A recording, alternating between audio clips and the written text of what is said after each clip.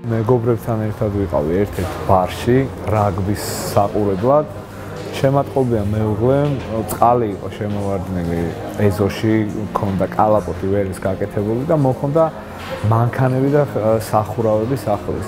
და მეუბნებოდა, რომ აქ არ მოხვიდე, აქ შეუძლებელი არის მოსვლა, ყველაზე გადაკეტილია, მაშველებს გამოვუძახეთ და იმედია მოვლენ და გვიშველიან.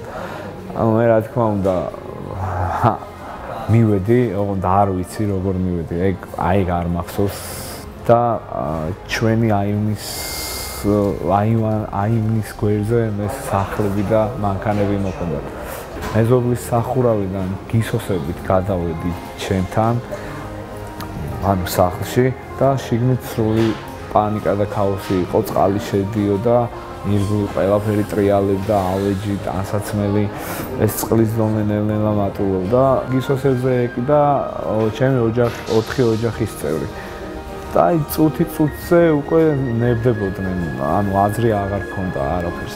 და ამ დროს ნაჯახი ჩამომაწოდეს ზევიდან და ამ ნაჯახით ჩამოვამტრია 4 გისოსი და გამოვიყვანე. მე როგორ ამოვედი, ეგ უკვე აღარ მახსოვს, ის მოაჯირიც მოინგრა და იქ ვეკიდე და რაღაცნაირად ეგ ბოლოს არ მახსოვს არაფერი. მანქანა იპოვეს 3 დღის წინ ზოოპარკის მიმდებარე ტერიტორიაზე. ანაზღაურების პროცესს რაც შეეხება თვითონ დაგვიკავშირდნენ.